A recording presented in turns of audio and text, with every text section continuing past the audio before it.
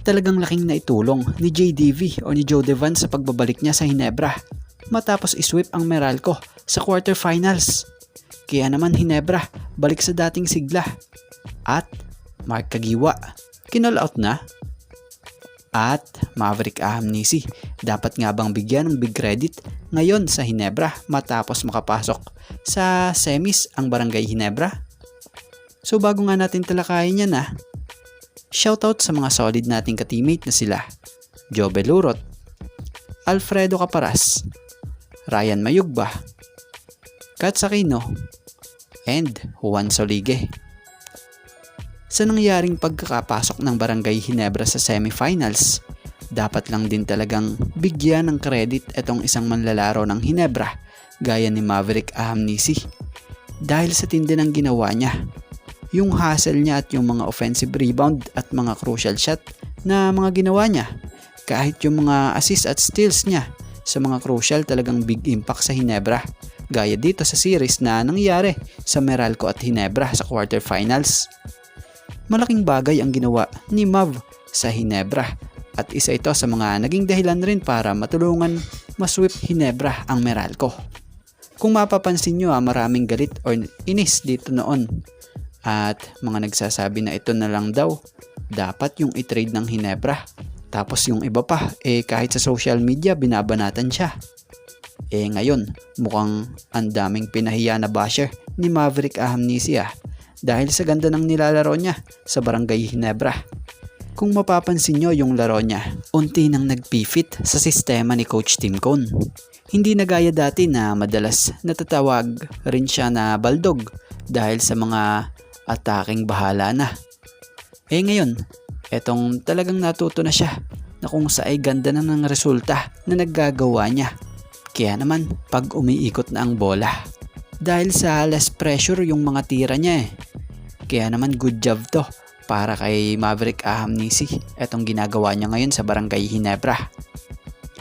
At speaking of Barangay Hinebra, ngayong pasok na ang Barangay Hinebra sa semis, masaya ang kampo ng nasabing koponan at matapos nga nila masweep ang Meralco sa Best of 5 series ng PBA 49 season ng Governors Cup ito't may nagbabalik yung pinausong tradition selfie ng Barangay Hinebra na kung saan si JDV na ang nakafront sa kanila. Kung matatandaan nyo, si Mark Kagiwa ang unang madalas at nagpasimula ng ganito after ng winning game. May selfie sila bago mag-uwian. So dahil retired na nga si Mark Kagiwa at wala na sa Hinebra, eto't si Joe Devans na ngayon ang gumagawa. Pero sa IG post nga ni Hinebra player Jared Dillinger, mukhang na-miss talaga nila si Mark Kagiwa. Kaya naman napaka-caption ito sa post niya sa kanyang IG post na semis bound, #NSD, missing at 47 Mark Kagiwa. So malinaw naman na namimiss din nila si MC47 dahil ito kasi yung dating ginagawa rin ni Mark Kagiwa kasama ang Hinebra teammates niya. At syempre sa post nitong si Dillinger nagkomento rin si MC47 at nagreply na. Ayon nga rito, I can't believe he playing at JDV. I miss you all. Nasindan rin ng komento ni JJ na nag-aapoy. So kayo, mga taga-barangay, na-miss nyo rin ba si Mark Kagiwa?